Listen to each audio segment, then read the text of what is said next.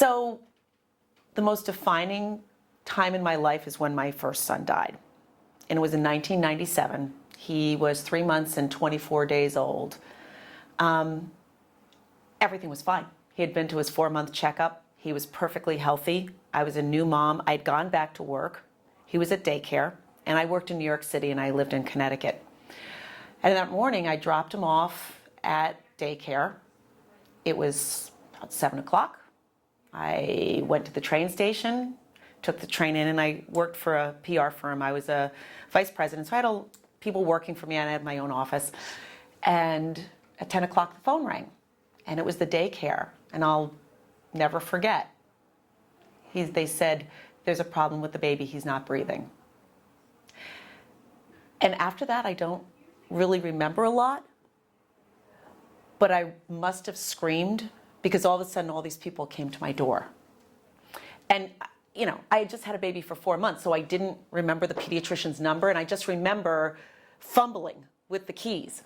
And my boss came in, and I couldn't even talk.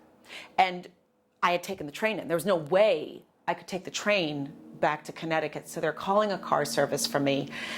And at that time, I didn't realize it, but my husband at the time was with our son, and he was going to the hospital. And he came in and he saw the paramedics on the ground working on Connor. And he said even at that time he knew there was nothing. So this poor car driver, he's driving this hysterical woman through New York City, and I'll never forget, we got pulled over by the police. And I start screaming at the police, "I have to get up to Connecticut." And I'm crying hysterically. And he gave us a police escort to the highway. And I remember being on the highway and just bargaining with God and thinking, this can't be happening. This can't. And just bargaining, saying, "Take me, do whatever." And by that time, I had called my mother and I said, "Something's wrong with Connor, you got to get to the hospital." So I'm driving on the highway, and to this day, I can't drive on that highway. It's still, I can't. I got to the hospital, and my cousin was there, and she was a nurse at the time.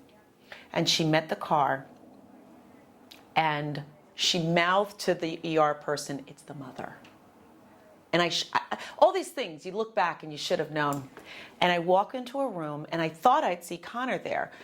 And it was a small room, and there was glass behind. There was a window, and I figured that's where Connor was.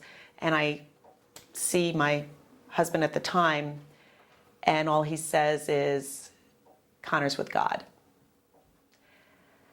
And I just start screaming, and I must have fallen to the floor, and I almost came to, and I look around, and there's all these people in the room, my mother, police who are crying, the pediatricians, all these people, except Connor.